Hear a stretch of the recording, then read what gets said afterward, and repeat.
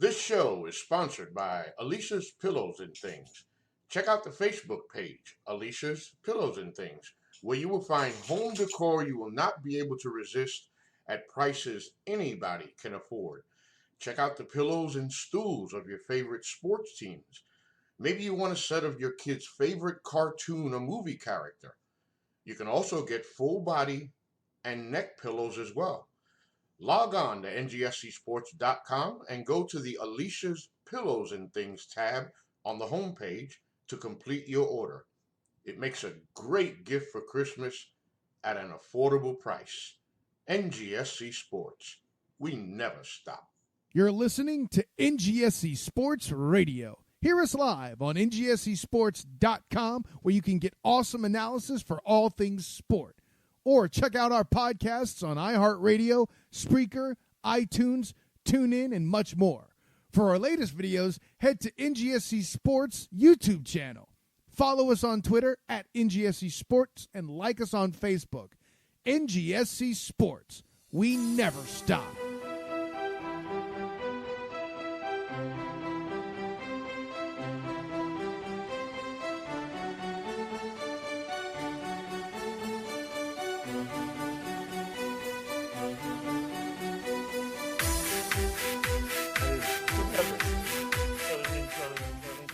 It's just depressing right now, and I'm just not into it at the moment. Yeah, I mean, it's okay. I mean, just it is what it is, I guess. Yeah. Poor wrestling. Yeah, poor wrestling. Poor Vince McMahon. What will he do without my coverage of his show? I know, right? God, how is he gonna feed his family at night? Oh, they just nailed him with a Gatorade, Powerade, or whoever sponsored. What is Stephanie McMahon gonna do? Oh my gosh! I mean, poor Vince. He's not gonna be able to get his fourth Bentley. Oh, truly depressing times. Oh. You know what else is truly depressing? the Foreign Affair podcast. I'm just kidding. This is fantastic. No, it is. It's great, actually. England hasn't disappointed us yet, and as of right now at this taping, neither has the United States. Welcome, everyone, to the episode... Oh, wait, I want to get this right because I think that's wrong. 268 of the Foreign Affair podcast. I am Edward Green, joined by my call-in crime, Wes Bradshaw. Have a big pod for you guys today. It's gonna be kind of like last week. We're gonna be recapping briefly the latest in the Women's World Cup, as well as Copa America and the Gold Cup, as those tournaments have moved into the knockout phases. As the last knockout stage match of the Gold Cup is happening as we speak, and it is an absolute barn burner. Well, just over an hour into the match, Panama and the USA 0-0. That's oh boy, so great. That's about as excited as people are if you see some of the empty seats of these Gold Cup matches. Moving on. Of course, as always, the Foreign Affair podcast is presented by NGSC Sports at ngscsports.com. We never stop. As well as Alicia's Pillows and Things. If you... hey, I bet she might do college stuff. So, hey, if you're that Vanderbilt fan... hey, congratulations. You could celebrate your second World Series title in like 5 years. Hey, go get yourself some sports-themed furniture and pillows and such from Alicia's Pillows and Things. You can find her on Facebook, as well as great deals on NGSC Sports. And finally, I have to ask, as always, and because I never get an answer from you, the public, do you have Roku TV? Well, 30 million others do. To get it, visit Roku.com at Best Buy and others. If you have, or you've already gotten it, Roku TV, search the Ultimate Sports Channel for free sports programming. You can find them via their website, esgsportsgroup.com, or you can follow their socials at Nasha Sports. So go check them out after you're done listening to the pod, or I guess you could visit their website while listening to the pod. It's a very multifaceted format we have here. All right, so let's head to, let's start with the Women's World Cup as we have entered the knockout stage. Spoiler alert, it's going to get All-American up in this bitch here in a minute. Ooh, it is. West is bringing the heat. Well, he brings the stars and stripes into it. Other than that, though, it is a very European flavor to this knockout stage of the Women's World Cup now. Norway gets the win over Australia 4-1 on penalties. Big match there for the Norwegians as they take out the Australian team, who, of course, beat Brazil earlier in this tournament, and the Australian team having a very good showing, but just couldn't get that last one versus Norway to advance. England, on the flip side, beats Cameroon 3-0, one of the two African teams, to make it to the knockout stage. First time two African teams had done so. They were rudely greeted in this knockout stage. England with the first 3-0 victory versus an African team. They get the easy win there, which sets up a Norway versus England quarterfinal. And in that England-Cameroon match, yeah, my friend, that's one that during our football calling days, we would have said was maybe a wee bit chippy. Oh, it got a little bit chippy. I mean, we stay away from that sometimes, but only 2 cards brandished in the match. Oh my goodness! USA just scored. Oh my God, Josie Altidore moved. That was insane. USA 1-0. Oh my God! Oh, that scored a bicycle kick that a fat Wayne Rooney would be proud to have scored. Easily the most important thing Josie Altidore has ever done for the U.S. men's national team. So, speaking of the U.S., that's where we're heading next for the Women's World Cup. Their opponent will be France, who had a bit of a struggle against the Brazilians. 2-1 is the scoreline in added extra time. Amandine Henry with the winning goal in the 107th minute of the match. Brazil fought again the last run for players on Brazil like Cristiane, Marta, and there's the third one. Who am I thinking? Germinio, something like that. There's a third one. I promise you. I just can't remember. I think it starts with a G. So their run has come to an end against a France team who, of course, Wes is going to be one of the favorites, them playing at home, trying to take down this trophy. But they will be running smack dab in the quarterfinals into the United States team, which had a bit of a struggle of their own after an early Megan Rapinoe penalty in the 7th minute, immediately answered by one of the most dangerous strikers in the tournament, Jennifer Hermoso for Spain. Just 2 minutes later, leveled things up for the Spanish side. And then finally... Mika, by the way. Yes, that's which one it was. Thank you very much. Who is actually like 5 years older than me, and I'm fucking old. Let's see. She's 41. She is 41. There you go. So yeah, probably her last ride. Although I imagine we might have said that at 37, so who knows. Luis Suarez is up there too. You never know. But United States also got another soft late penalty in the 75th minute, which Rapinoe also took and scored. Which sets up, of course, this big United States-French clash. And Wes, a lot of the good feeling for the United States after their dominating victories early in the tournament kind of slipping away. Some people questioning Jill Ellis' tactics. But I believe by your little preamble there a few minutes ago, you're having none of it and you're just going full aboard this train, aren't you? I'm having absolutely none of it because this is just how America rolls. It's not always pretty.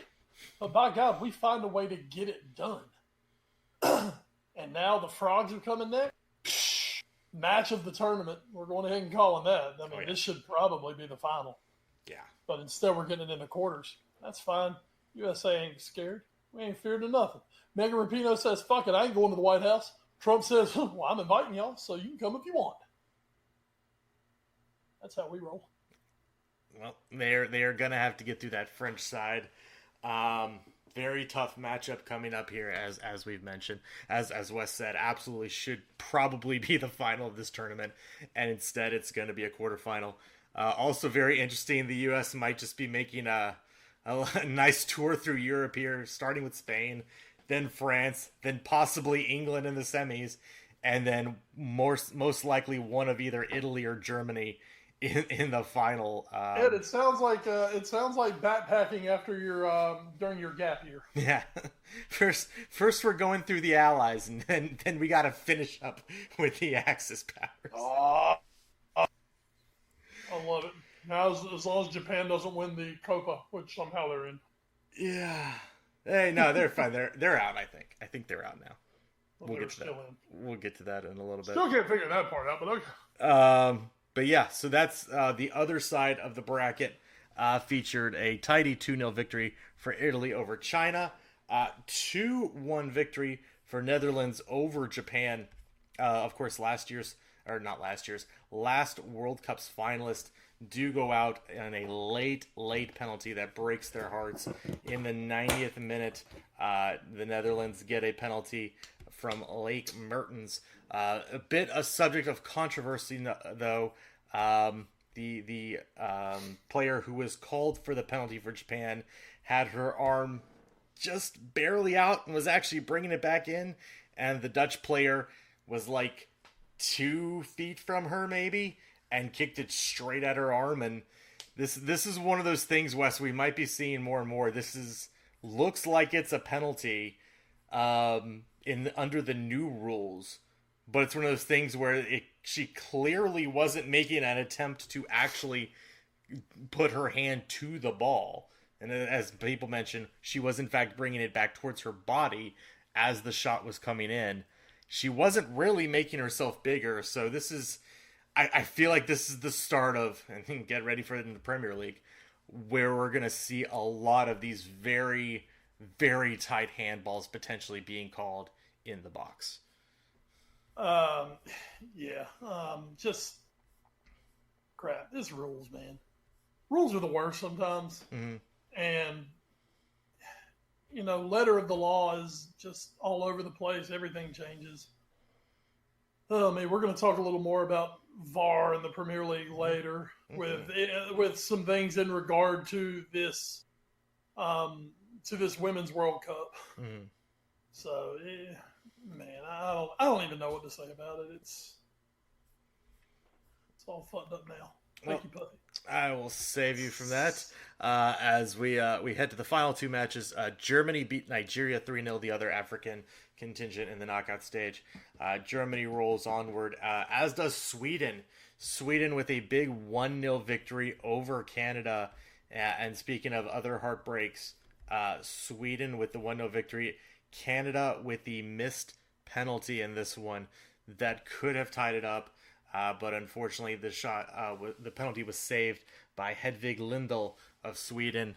Tough break for the Canada team, who would have loved to have gone far. But Sweden, who finished second to the United States in their group, now potentially gets a better draw as they go forward. Again, the United States win the group, but now have to go through the host nation as well as an English team, potentially, who look really strong, whereas Sweden now have Germany, and then Italy or Netherlands. 3 good teams, but none on the level, I think, right now of the United States, France, and England. So Canada, not surprisingly apologizing to their fans after losing. So tragic. Sorry. So tragic. So that's a very sad way to go out for Canada, as they had the potential to get the equalizer at about the hour mark, but could not do it. So again, your quarterfinal matchups for June 27th. We'll start off the QF round. That is, as you're listening to this today, Norway versus England in Le Havre. Then on Friday, it'll be France versus the United States. Find a TV because that is appointment television. And then on Saturday, you will have Italy, Netherlands, as well as Germany, Sweden to round out the quarterfinal stage. So that is your World Cup breakdown. As we hit to Copa America, as we head down to Her Name is Rio, the matches of the knockout of the group stage have concluded. Brazil tops Group A somewhat unsurprisingly, as they get a 5-0 victory over Peru, whereas Venezuela, they will be finishing second after a big 3-1 win over Bolivia. So Brazil tops the group, Venezuela finishes second, Peru finishes third, and will advance out as one of the 2 out of 3 best third place teams. Bolivia's out. But West, again, this is a Brazil team. Okay, they've done the easy part. They've topped the group, even with a 0-0 draw against Venezuela. But the hard part now is being, again, one of the favorites, so loaded still, and being, again, in a tournament in your home country against a team now, Paraguay, in the knockout stage, who has eliminated them the last 2 Copa Americas. This is where the tournament starts for Brazil and could end very swiftly if they're not careful. And it just seems like those are words that should not be coming out of anyone's mouth, about Paraguay being Brazil's stumbling block. Yeah. But like you said, here they are. They had the draw in the group stage that everybody lost their shit over. But overall, they took care of business. They did what they were supposed to do. And now, kind of like you said, here they go. And it's going to be something to see. They've got to, I guess they're still your favorite here. You did have a different favorite last time we talked. I'm not saying my favorite. Oh, okay. Yeah, I'm just saying in general, they're your favorite. But God, they just don't look very convincing. Yeah, it's hard to say a team that had 3-0 and 5-0 wins and hasn't allowed a goal yet hasn't been convincing. But I think you're right. They've met expectations against kind of meh competition so far, and it's like we don't know yet how good is this Brazil team actually. Well, and they are not the free flowing Brazil that we all think of. Mm-hmm. Their strength may actually be defensively. They once again, as usual, they have good players, mm-hmm. good offensive players, but just not that one guy to kind of take everything over. And Neymar's usually that guy who kind of facilitates everything and makes things happen. Mm-hmm. And now it's become much more of a, really a team effort. It's almost like score a few goals and try to see out the matches. Kind of Brazil's way forward at this point. So we'll see what happens. But I don't think Brazilian fans are anywhere near as comfortable as they'd like to be. Oh, the sphincters are very tight there. And again, they will be going up against Paraguay, who, as you mentioned, are their stumbling block. They had lost to them the last 2 Copas and been knocked out by them. But this is a Paraguay team. Only 2 points in Group B. They are going through as one of the better third place teams, air quotes around better. But of course, the real story was Argentina needing to beat Qatar just to make sure they got through. They did get through an early goal against Qatar from Javier Martinez, and then a late goal from the Coon, Sergio Aguero. Gets Argentina finishing second. Colombia, with their 1-0 victory over Paraguay, goes perfect in the group, 9 points. And they have an interesting draw ahead of them for winning the group. So, Wes, is Colombia this good? Do we start maybe looking ahead to Argentina? Is maybe they're starting to figure it out? Or are we just still kind of to Argentina with this? We're definitely with Argentina, but I'll put this: they should beat Venezuela. Mm-hmm. Colombia Chile is probably a more enticing matchup, just because, of course, Chile they've got more of those named players, obviously led by Manchester United superstar Alexis Sanchez. Also, back-to-back Copa winners, the last 2 times it's been held. Yeah, exactly. I mean, this is kind of their tournament, so until they go down, they're still your champions. Colombia though should get it done. I'm just not ready to put all my eggs in the Colombia basket. Mm-hmm. Just something about Colombia, mainly the fact that James is their best player, and James to me is soft as Charmin, extra soft. You don't believe in the Captain Falcao? I believed in Falcao 4 years ago. I believe now, That's fair. I think I could get around just about as well as Falcao at this point. So, I do think Colombia will beat Chile. Mm-hmm. And as you said, I believe that puts a semifinal Argentina-Colombia. No, that is not. No. Okay. No. All right. Okay, I'll let you know in a minute or two. Oh well. All right then. Either way, though, that's definitely that would be two teams in that I'm not totally convinced of, one especially being Argentina. So. Well, the last group we're going to talk about, I should say, does feature that Chile team. They finished second in the group after a 1-0 loss to Wes's favorite, Uruguay, after a semi-stunning 2-2 draw against that what are they doing here Japanese side. Uruguay comes back with a late goal thanks to Edison Cavani, biggest goal of his life, obviously, in the 82nd minute against Chile to get them their 3 points and top the group. Chile do finish second. Japan, with a 1-1 draw against Ecuador, do not get enough points to advance out, so they are eliminated along with Ecuador.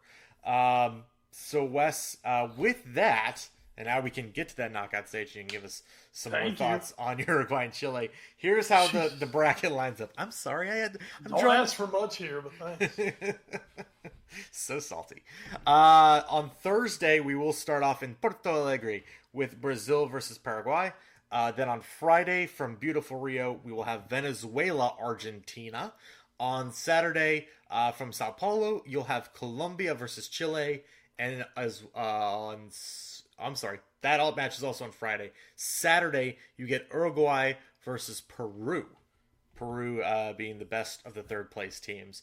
So Wes, I don't know. I mean, I kind of feel like Uruguay, Colombia, and Chile. Uruguay has already beaten Chile, even though it's close.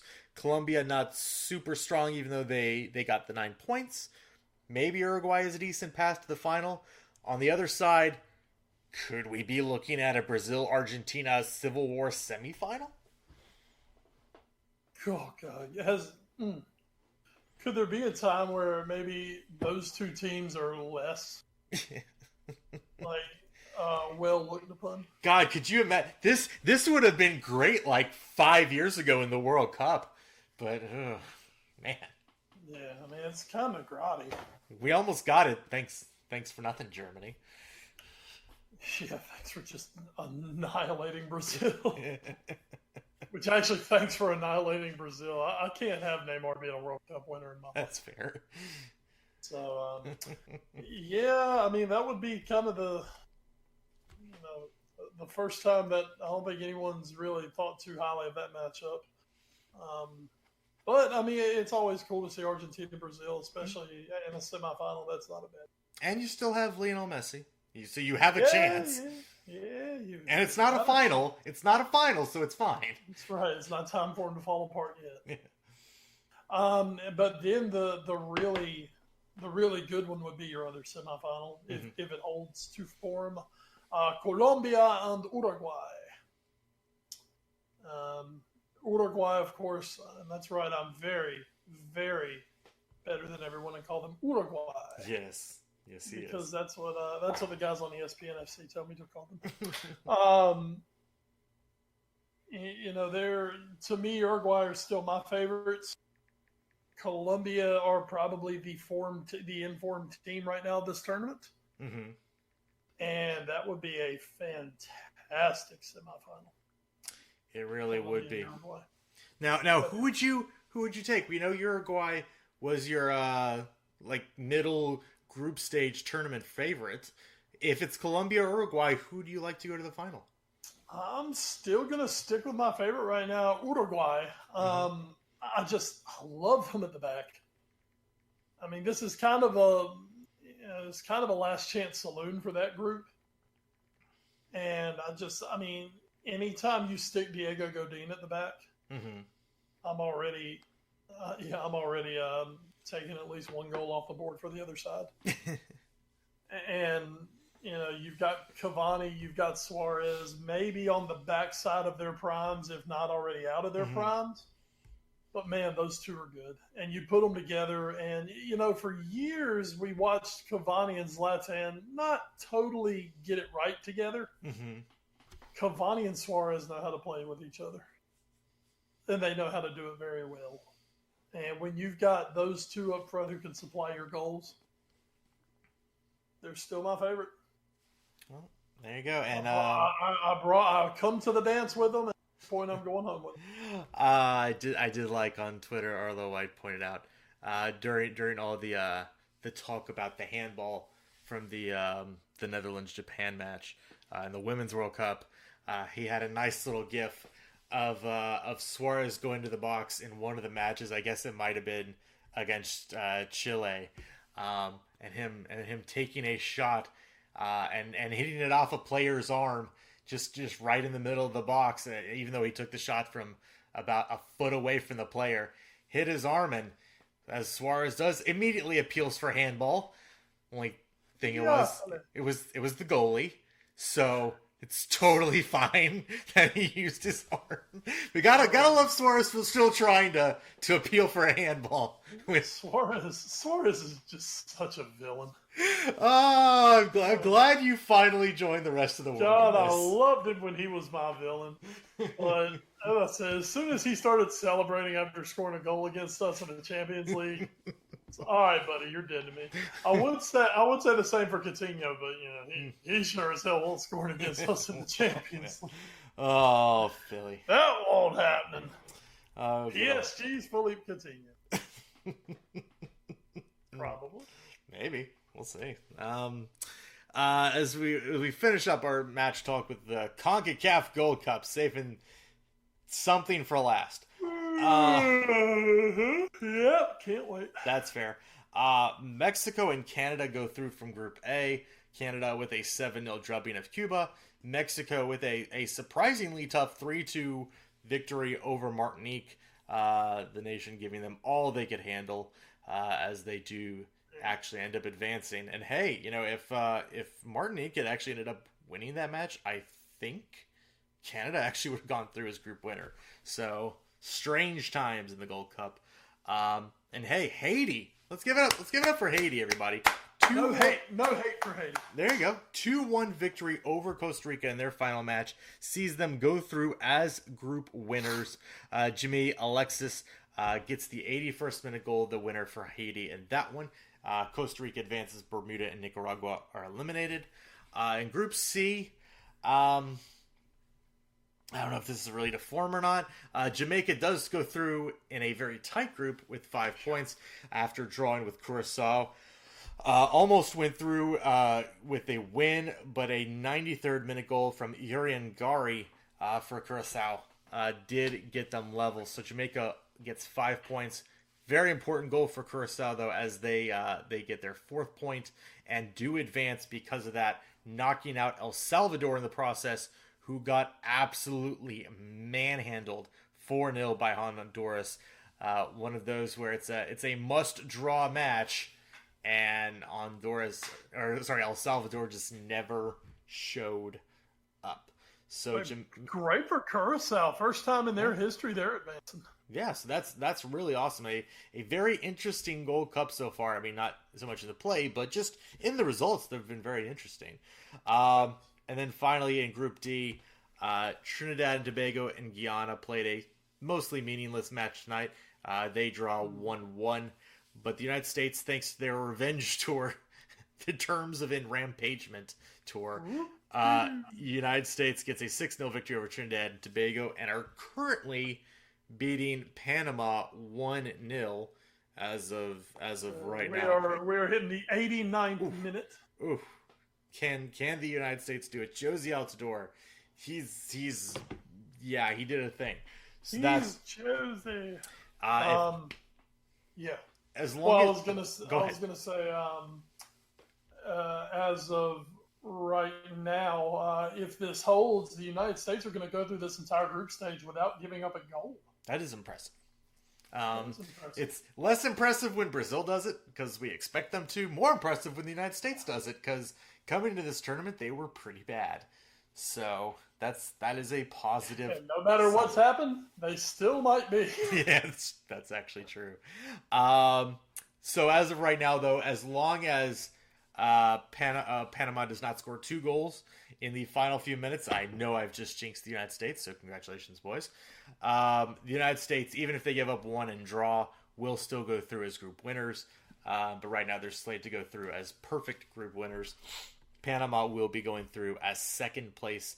And that sets up these quarterfinal matchups starting this Saturday in Houston.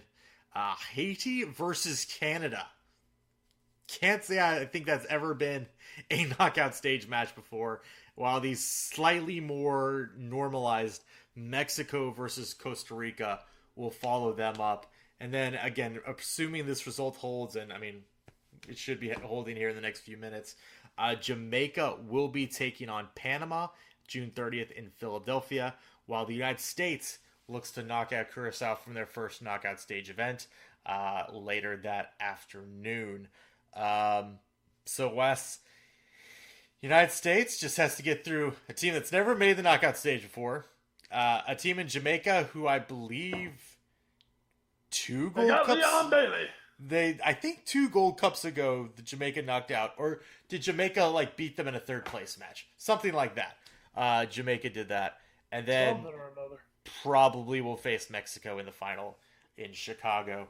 But hey, Wes, get excited! United States is good again. Aren't they? They're good. They made 11 changes to their lineup today, and they're gonna beat Panama. They're good, right?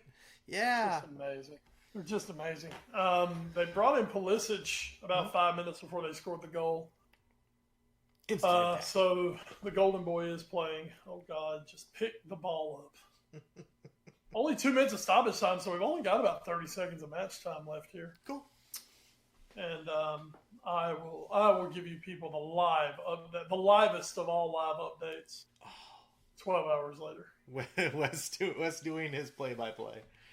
Oh, it's just like my regular TV. You see it the next day. That's so depressingly true. Help me, Jesus. So there you go. The United States, hey, they as of right now, they haven't lost. They get through about 5 more seconds. Group stage unscathed so far. Coming in. And it's over! Hey! Ed! Play the anthem. We've won the group. Da, da, da, da. I don't. Anyway.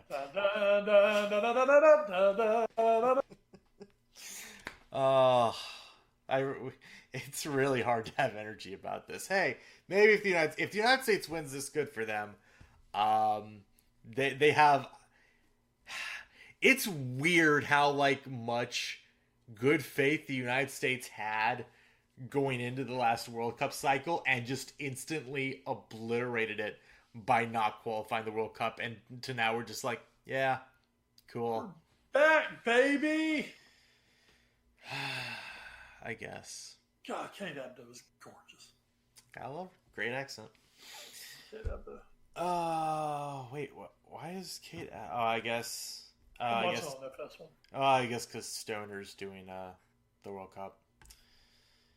So, that's right. He got the A games. Yeah, he really did. Kate Abdo's back from TBS. Sorry, Kate. So there you go. That's how the bracket stands. So again, United States will be taking on Curacao, while Jamaica will be playing Panama on Sunday. Panama. Oh. All right, let's hit the news and notes. Yeah. I guess I'll just go in order that I sent them, even though they're not really in any sort of normal Segu order here. Wes mentioned it earlier. VAR in the Premier League. Hey, it's coming. Get excited, people, because it is gonna be a thing. It's, oh boy, cannot wait to see. Can't wait. Who's gonna get screwed over. So big news though. Of course, this comes after some of the talk in the Women's World Cup about VAR denying penalty saves because VAR adjudged the keeper to come off her line early. Comes out, VAR in the Premier League will not order penalty retakes if the goalkeeper comes off the line next season. That decision will be left solely to the officials, and will not be subject to a VAR review. I have mixed feelings about this, Wes, because one, if the technology's already there, why aren't we using it? On the other hand, nobody's been using it super well, so maybe this is a good thing. And it's such a tough call to make in real time anyway. Hell, they did it right anyway. So. Yeah, I don't know. I'm already nervous about VAR, so maybe the less opportunities to use it, the better. Sure, we'll go with that. We'll go with that line of thought. I'm down with that. It's just VAR is so frustrating because this game, it's so minuscule. Everything is so minuscule. You know, baseball, football has like almost killed itself due to their replay shit. Because it's so freaking frustrating when you at home can't tell and you're looking at the exact same thing the official's looking at, so you know they can't tell. And that's almost what VAR is going to do here. You know, oh, he moved his left foot slightly off the line. Give me a break. Shit is killing us. You know, but I don't know. It's something that maybe in a few years we'll just, you know, kind of like football, we'll just kind of get used to it. But there's going to be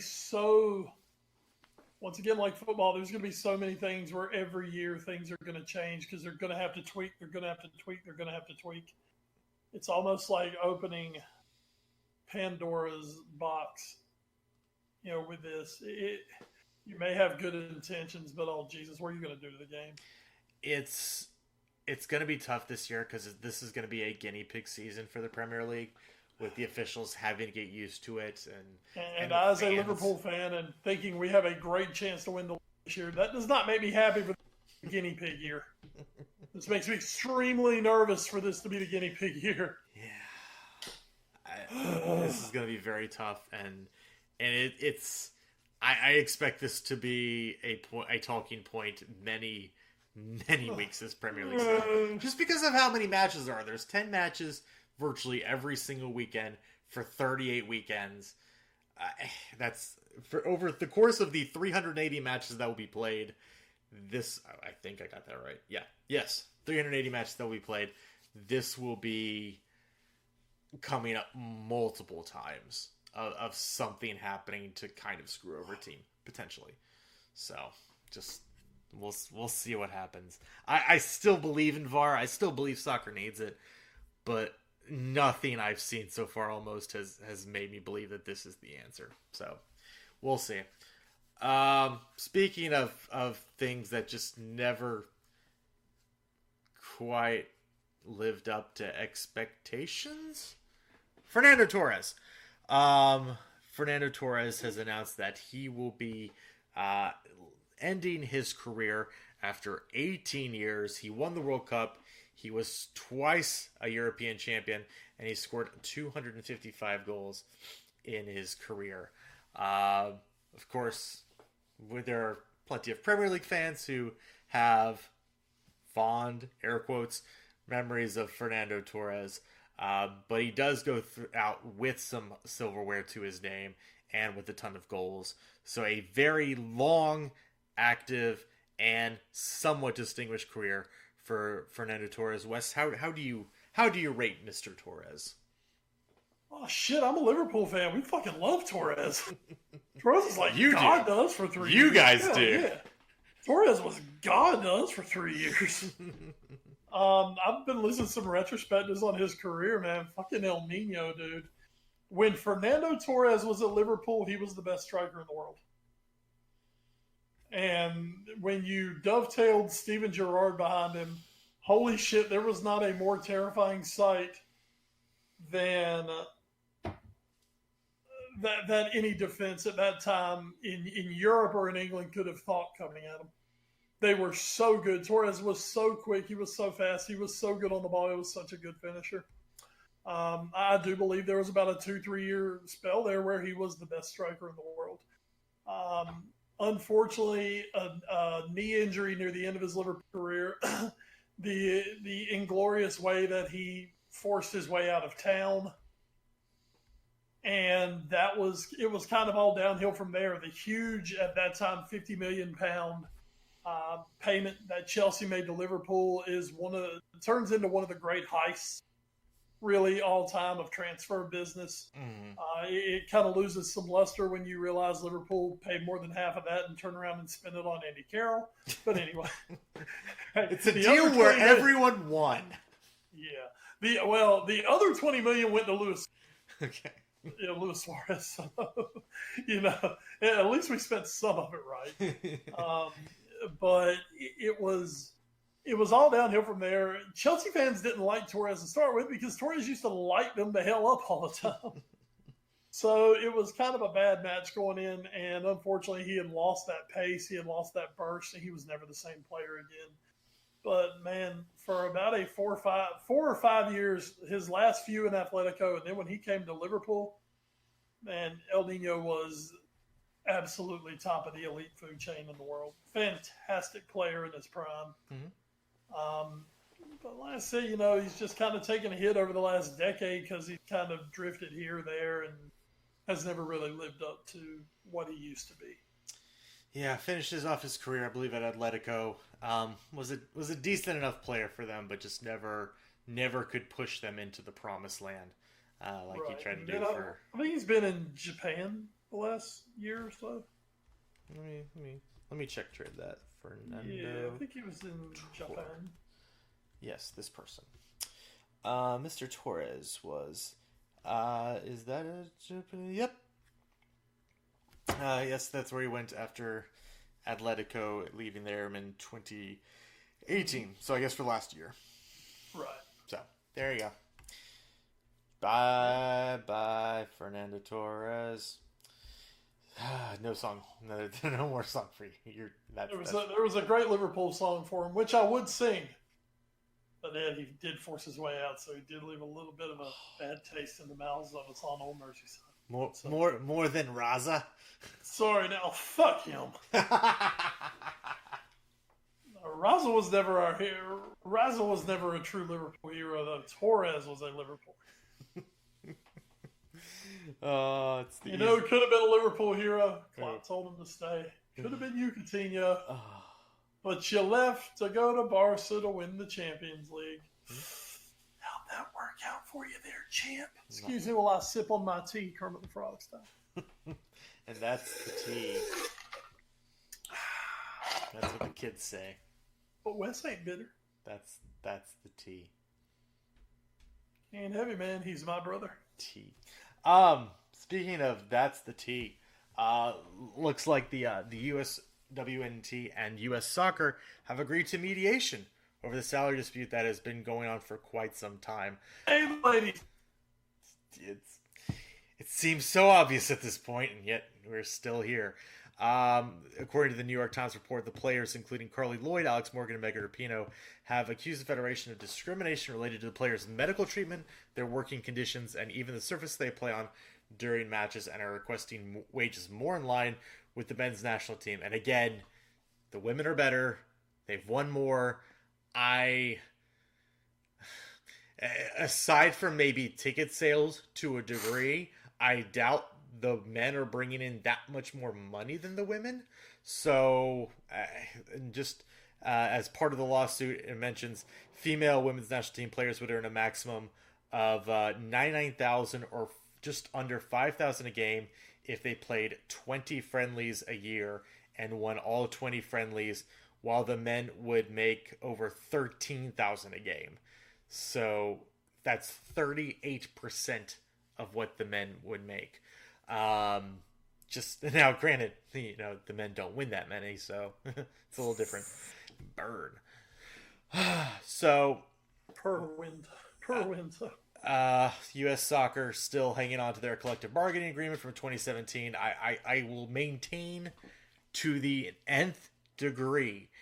I'm sure that U.S. Soccer has a very logical, sound, legal argument to make against the U.S. women's national team of why they're refusing to increase their pay. This is stupid. This is the easiest fucking PR you could ever get. This is one of, if not the best, women's soccer teams in the entire world. Fucking pay them. Just pay them. They win. They're good. They're talented. They're what's the word I'm looking for? Where they're like they're charismatic. They give good interviews. They do well in endorsements. Like just I don't understand. They're getting invited to the White House. I don't understand why U.S. Soccer is digging their heels in on this. I don't get it. I mean, it's probably money, but I don't get it. I really don't know. I mean, like you said, if nothing else, such a PR win. Yeah.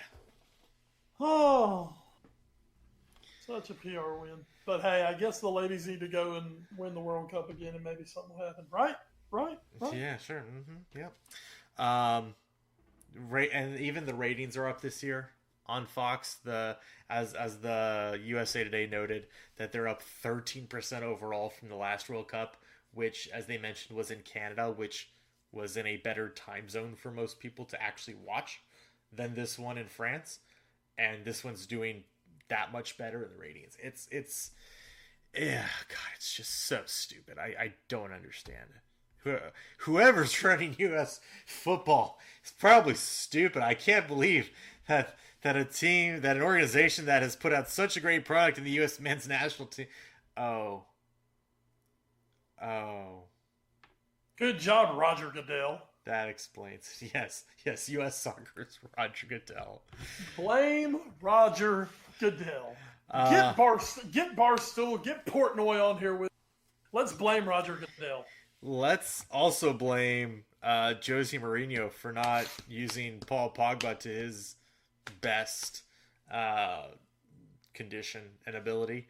But that's not going to be Juventus's problem, probably, because Juventus are closing in on Ajax's Matthias de Ligt, as well as Adrien Rabiot from PSG, according to Football Italia.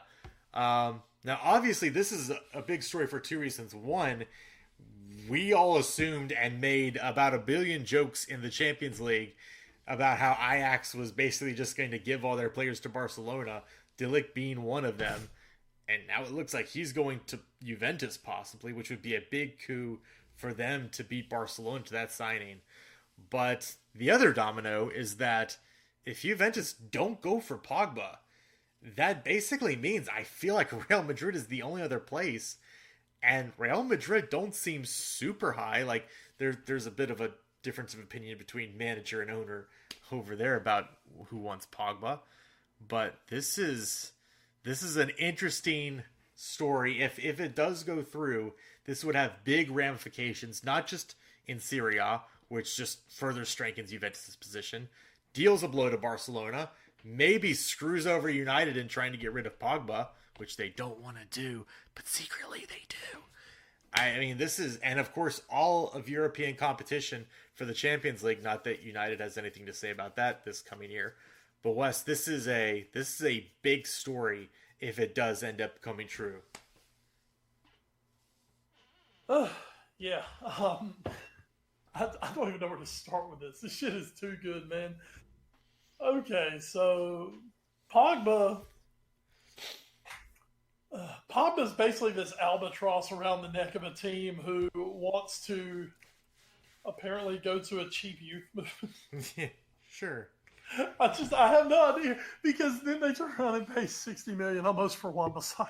Yeah, which is stupid because I like the move in a vacuum. I actually think Wan-Bissaka is going to be good, but it's like it doesn't make any sense. Everything else. No, it doesn't. So, oh my goodness. I mean, you've got Paul Pogba. There's a chance. There is still a chance that before the summer's over, Pogba, Lukaku, and De Gea are all gone. Yeah, Inter's gonna pay like $80 billion for Lukaku, didn't you hear?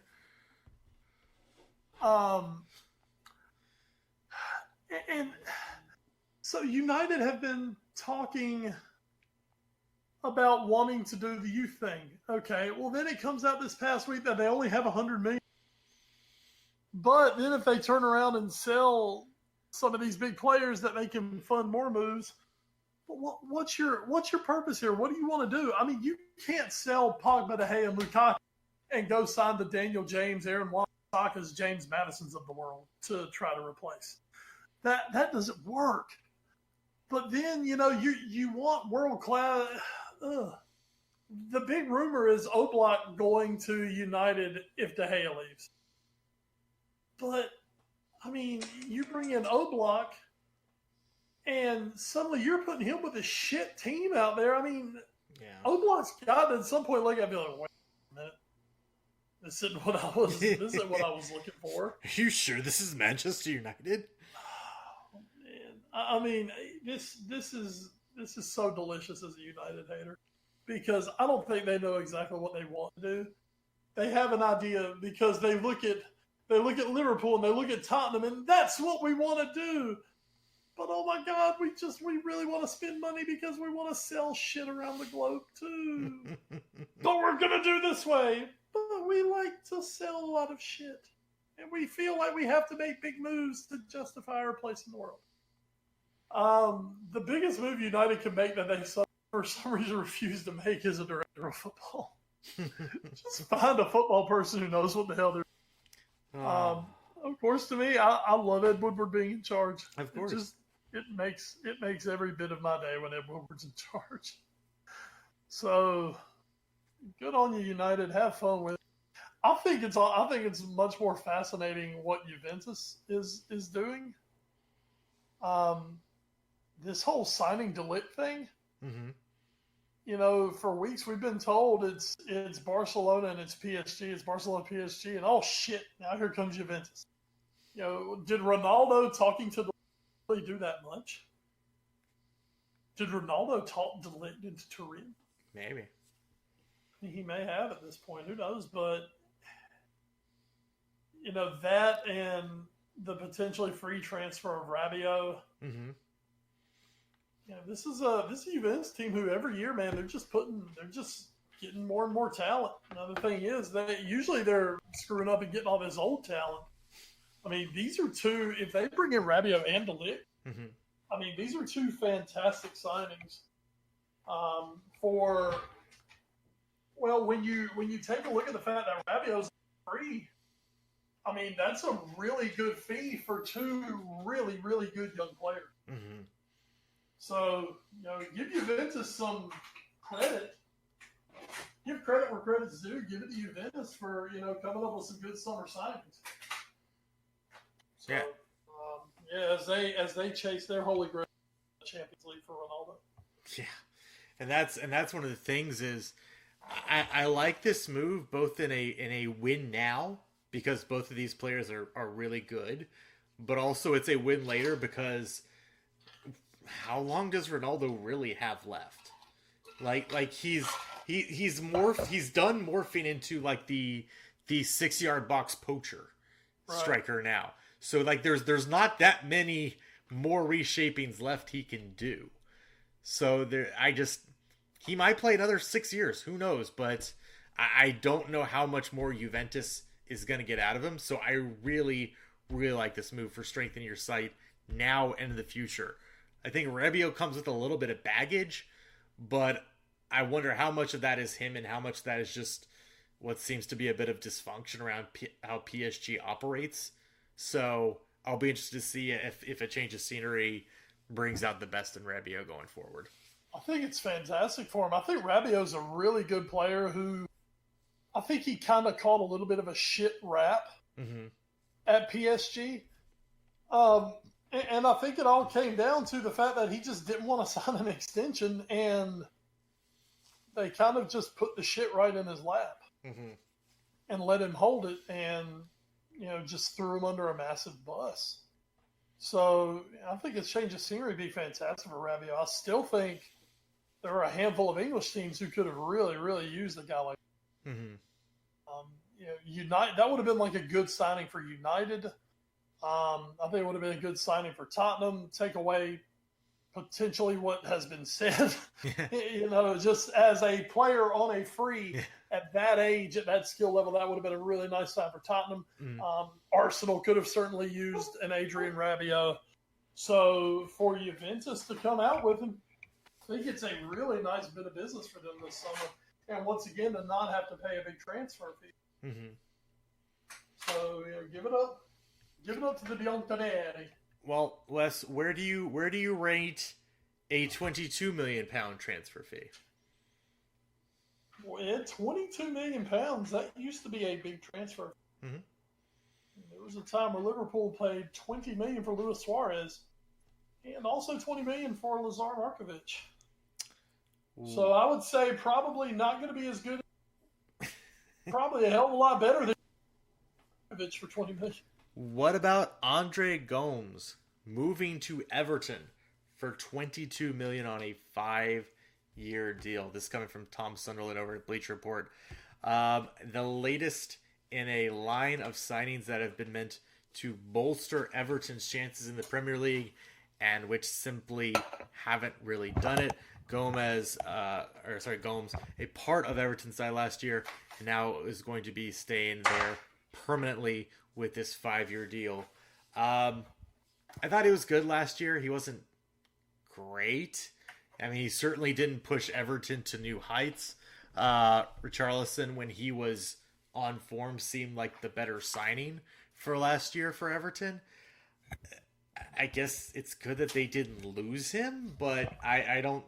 This doesn't seem like it really moves the needle for Everton going forward. Now, I'm very interested to hear your totally unbiased and informative view of this deal. It's Everton. That's as unbiased as I can get. It's Everton. Yeah. I mean, there's a reason Andre Gomes cost £22 million, and at Barcelona, we're more than happy to let him go for £22 million. He's not a bad player. He's fine. I mean, he's not the guy who's going to shoot you into the top 6. But you know what? It's Everton. Doesn't make him worse. What are their real alternatives at this point of life? Yeah. It's not like they got shit else in their midfield. So apparently Tom Davies is just dead to the world now. I don't know. He was going to be the next greatest player ever a few years ago. I haven't heard his name in about 12 months. Good for Everton, though. They are winning the summer over their bitter rival because Liverpool haven't made any moves. And Everton have signed Andre Jones. There you go. So, yeah. So it is, it's Everton's league to lose this year. Everton winning the offseason. Winning the offseason. With this move, Everton could get themselves up to 9th. Wes, you know who's losing the offseason? Who that? It's a little club. It's called Newcastle United. You remember 4 weeks ago, a month ago, we were talking about how, man, this is it. They're about to kick off. This is going to be huge. Oh, more simpler times of being a Newcastle. My, how the turns have tabled. Oh, we were getting... That's exactly the way to put it, too. The turns have tabled. We were getting ready to say goodbye to Mike Ashley from the Premier League. And everything was going to go great for Newcastle. And now it comes out that Rafa Benitez is leaving Newcastle instead of Mike Ashley. Benitez is walking away from a £6 million 1-year extension, according to the Mirror. He is not going to sign the extension and will leave when his contract expires later this week. He had a lot of disagreements with Mike Ashley, who again is still at the club for some reason, I guess. And I feel so bad. I don't like Newcastle. I know a lot of people are like, oh, they've got such great history and that stadium's just amazing and blah, blah, blah. I was like, I don't really care about Newcastle. They can fuck off for all I care. Whatever. I feel legitimately bad for Rafa Benitez, though, because he put a lot of work in this club to get them up to respectable levels and not have them get relegated. He got shit all for it, and apparently was going to get even less this summer. So I'm glad he's leaving on his own terms. I'm glad he said, all right, fuck it, I'm done. But this is brutal this week if you are a Newcastle fan, because this was probably the reason you're still up, and depending on what happens for the rest of the summer, things could be looking very bleak going into next year. And there's only one thing that could save this entire Newcastle situation. What's that? And that would be the announced hiring of Jose Mourinho as their new. Oh, man. What a sell job. Josie, you have at best mid-table team. You have absolutely no money to spend, and the weight of the world will be on you. What do you say? I say no. Oh, my goodness. And you get to work for Mike Ashley. You've gotten to work with the two greatest owners, Roman Abramovich and Mike Ashley. And you got to work under Ed Woodward. That's the triple crown right there. I mean, and for Florentino Perez. Wow. Think about that. You go from Roman to the Glazers to Florentino Perez to Mike Ashley. Shit. Mike Ashley's like, nah, I didn't even say that. That's an insult to Sam Allardyce. That's true. So right now, obviously, the two front runners for the Newcastle job are Jose Mourinho and Sam Allardyce. I say that with absolutely no backing of any of that. That's just kind of what I want. Probably. I just want this to come down to a war of words in the media over who should get this job, Mourinho or Allardyce, because that's what Mike Ashley deserves. For being the worst freaking owner in the Premier League. This is what he deserves. Yeah, Sam Allardyce seems like a really good fit for them. In that he's been there before. So. That's true. Of course, you can say that about most mid-table and below teams in the Premier League. Yeah. Well, Allardyce has been there before. So. What about Alan Pardew? He's been there too. Yeah. He's been there too. They've all been there. They've all been there. None of it really worked. Oh my god. Well, none of it worked until they get a real truly elite manager, and then they basically tell him to fuck off. How dare you think we're going to give you source? All right, next story on the docket. If you thought that was disappointing, wait till you look at what's going on in London right now.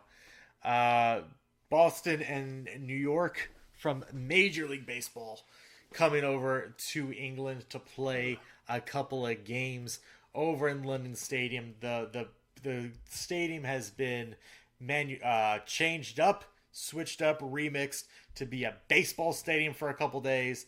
And wow, if you think Oakland's ballpark has some big foul territory, oh boy.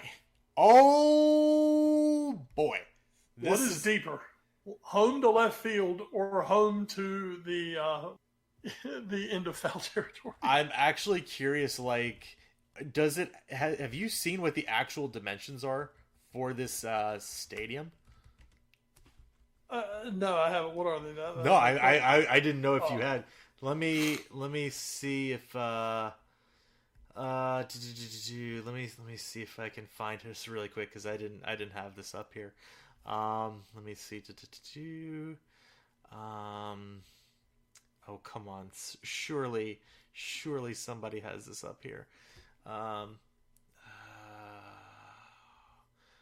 This is all right, so it looks like, wow, that's interesting. So from home plate to center is only 385, which is about what it is at Fenway Park.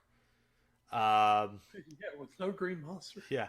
let's see. Field will be 330 feet down each foul line, 385 to center with a 16-foot wall.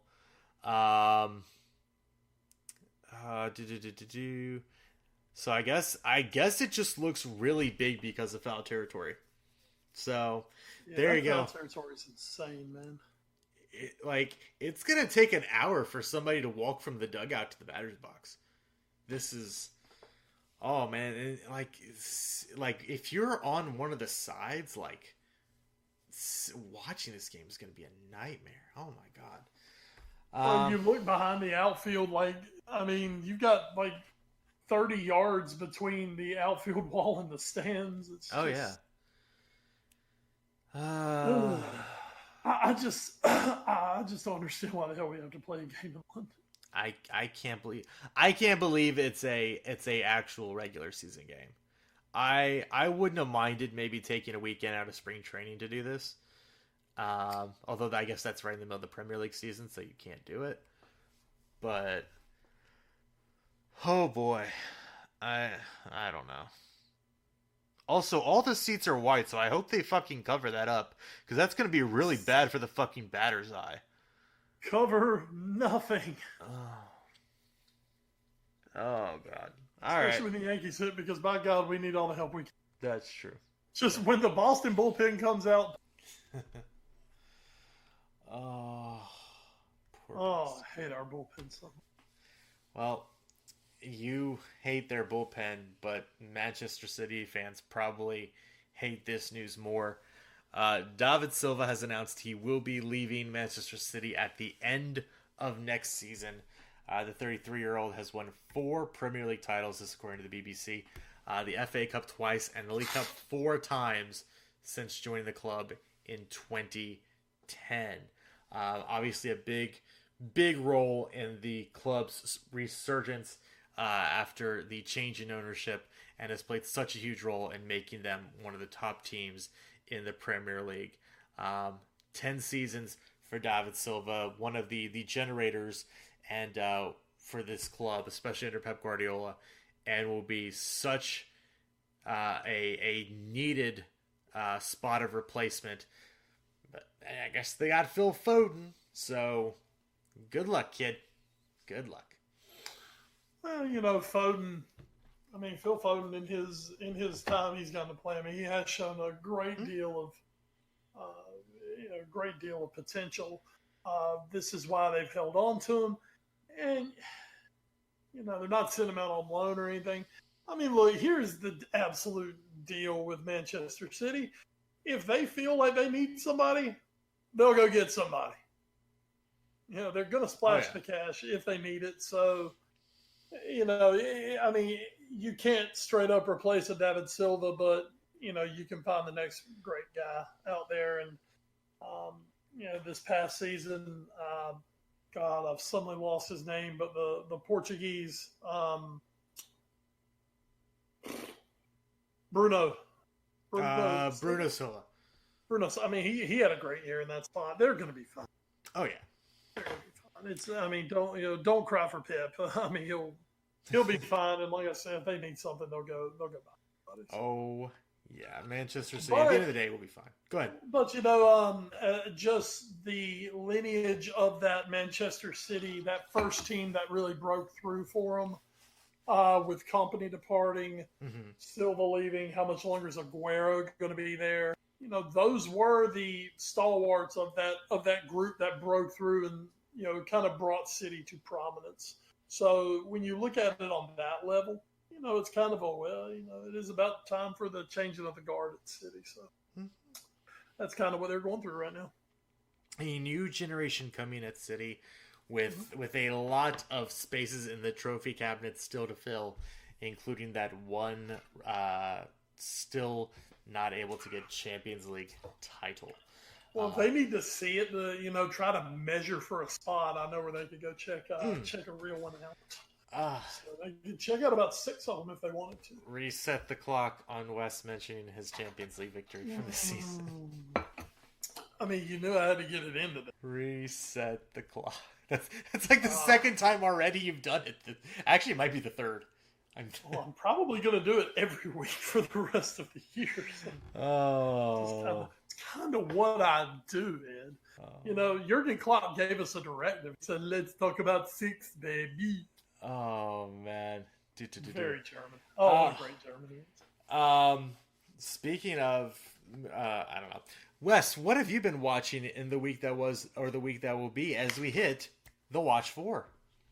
Well, Ed, funny story. The Watch 4 is actually one of the reasons that I remember that we were doing a podcast tonight. Yay! I just watched a movie with my father tonight. Oh boy. And I'll start with that.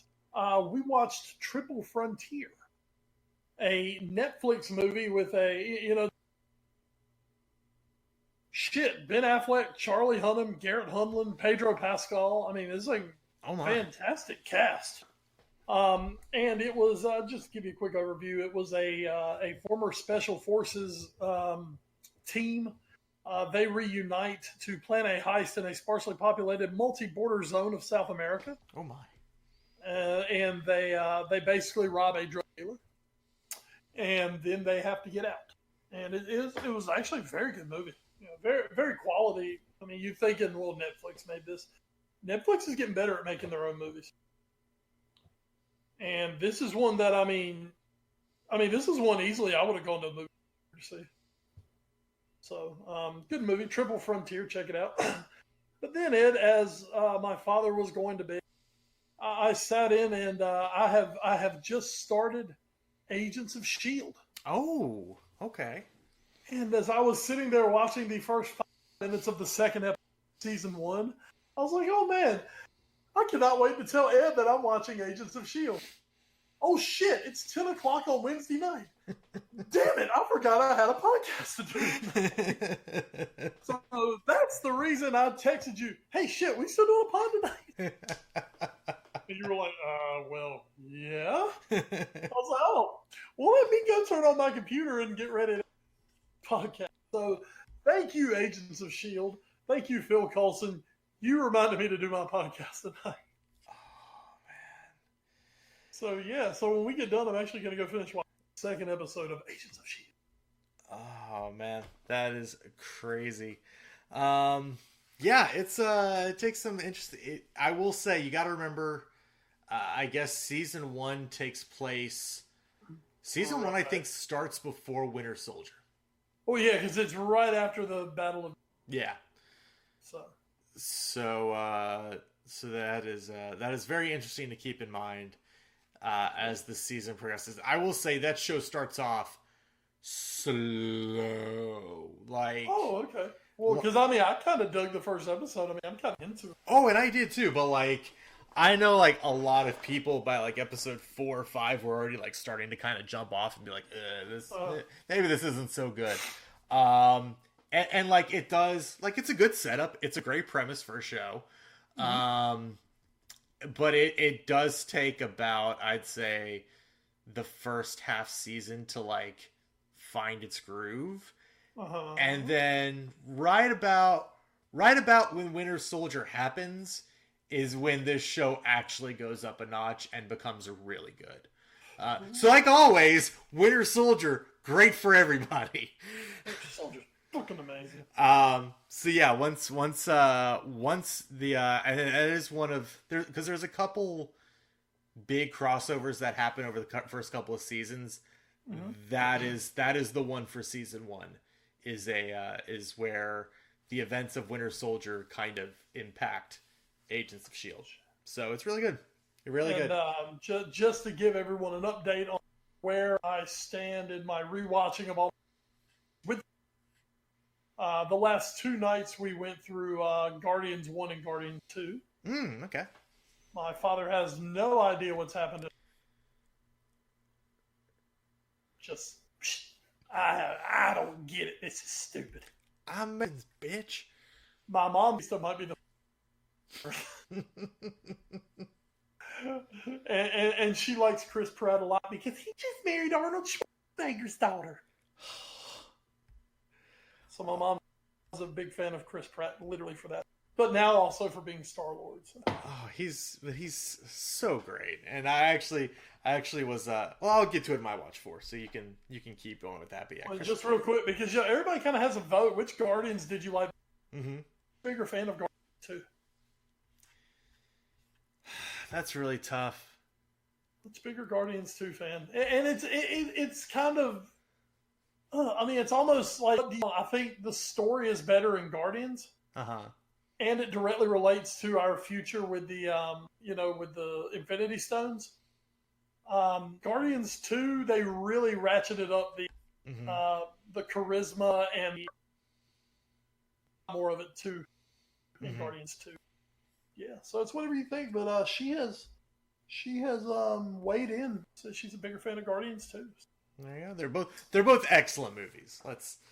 Just very different ways of being excellent movies.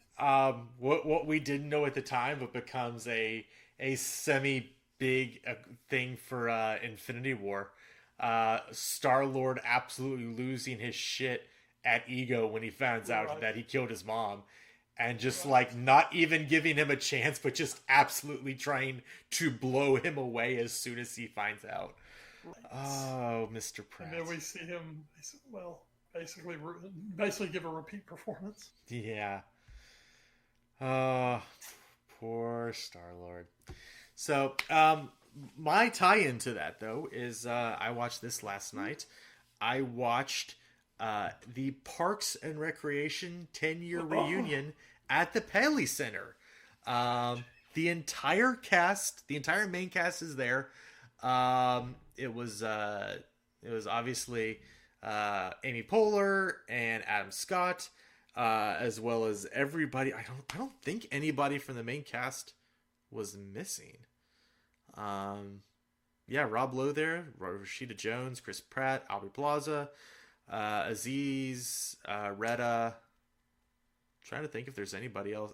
Jim O'Hare, Jerry, fucking Jerry Gergich was there. Larry. Yeah, Larry, Jerry. He was there. The most important there was John Ruffy. Ben Shapiro was not there. Well, you know what that was? Schwartz. It was the word. Oh, that's true. Oh, yes. Thankfully, he and Mona Lisa Saperstein were very far away from this event. It's a good thing I should have John Raphael. Yeah. No word. Ben Schwartz is real cool though. I will also say it was introduced. The panel was started by Perd Hapley, so that was great. Who did the entire introduction in character. I was like, oh my god, this is amazing. It's so stupid, but it's so funny. And then it's actually moderated by Patton Oswalt, so who of course made an appearance on the show. So yeah, it's very cool. Oh, and Mike Schur, of course, the wonderful Michael Schur, who created the damn thing, and of course also helped create Brooklyn Nine-Nine and The Good Place. He was also there, and he has such great stories. He's an amazing person to listen to. There's a great story about why Chris Traeger says literally all the time. Go check that out. That's free on YouTube. It's like an hour and 10 minutes. Go check it out. Ed, just know I'm Perd Hapley, and I just really. Thankfully, this time he did. He even mentions that. He actually references that line. Perd Hapley should have ideally been the third man in a 3-man booth of the All New Sports Show. No, he should have been our sideline reporter. Oh my goodness! Issue number 1 is the first issue we're going to talk about. Oh man.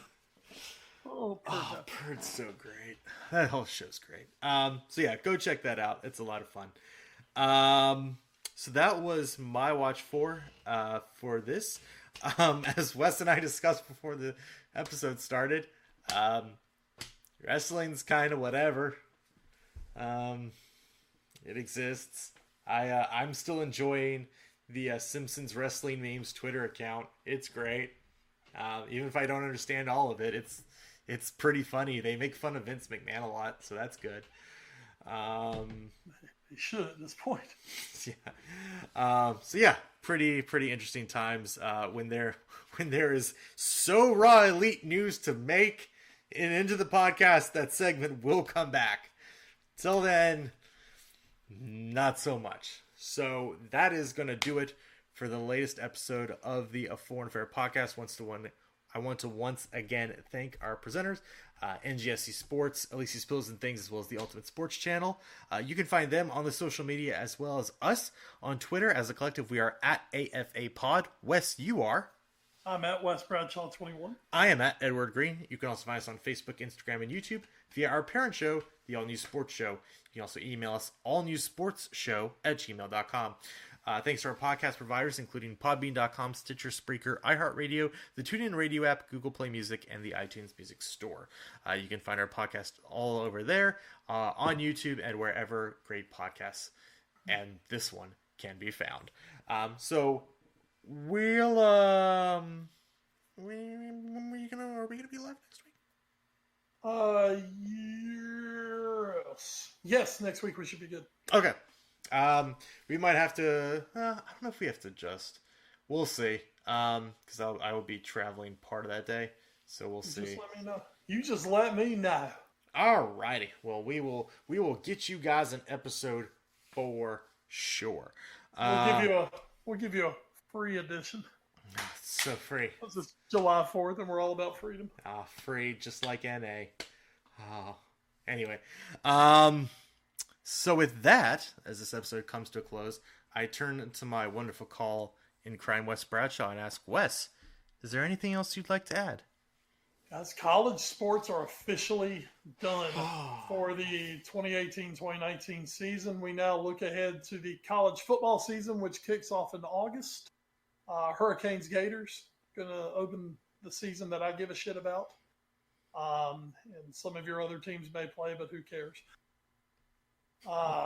So now, Ed, as the long summer turns toward us, of course, other than the football, we implore you to go to MLB.com and vote for Brian Goodwin for the All-Star team. There you go.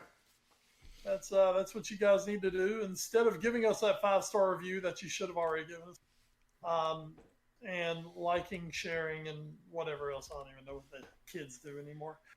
Go vote for Brian Goodwin. You can vote up 5 times. Or is it 25 times a day? Or is it on? I have no idea. I have no idea. I don't think you can vote for Mr. Brian Goodwin anymore. Do what? So here's you gotta write him in, bro. Here's the thing. The All-Star vote is working a little differently this year, Mr. Bradshaw. Motherfuckers, they ruin everything. Damn you, Rob Manfred.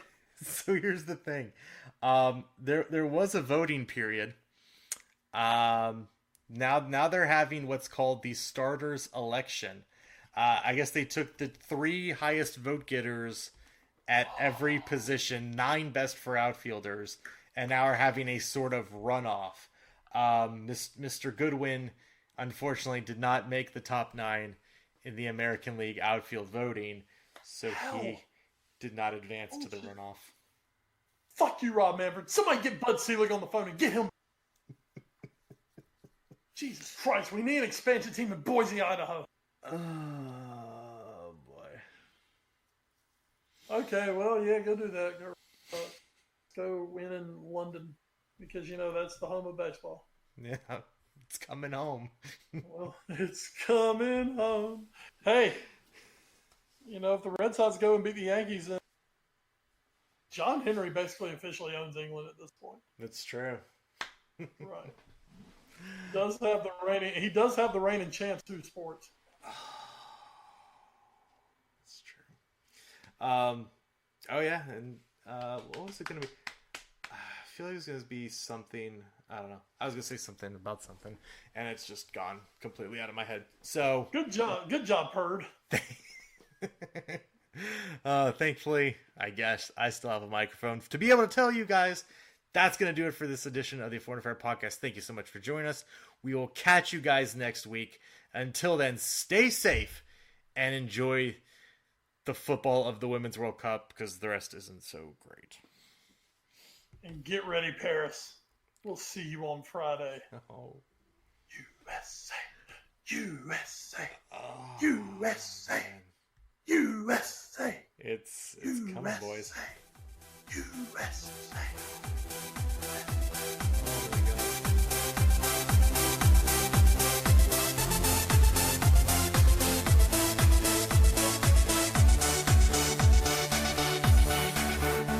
This show is sponsored by Alicia's Pillows and Things. Check out the Facebook page, Alicia's Pillows and Things, where you will find home decor you will not be able to resist at prices anybody can afford. Check out the pillows and stools of your favorite sports teams. Maybe you want a set of your kid's favorite cartoon or movie character. You can also get full body and neck pillows as well. Log on to ngscsports.com and go to the Alicia's Pillows and Things tab on the homepage to complete your order. It makes a great gift for Christmas at an affordable price. NGSC Sports. We never stop. You're listening to NGSC Sports Radio. Hear us live on NGSCsports.com, where you can get awesome analysis for all things sport. Or check out our podcasts on iHeartRadio, Spreaker, iTunes, TuneIn, and much more. For our latest videos, head to NGSC Sports YouTube channel. Follow us on Twitter at NGSC Sports and like us on Facebook. NGSC Sports. We never stop.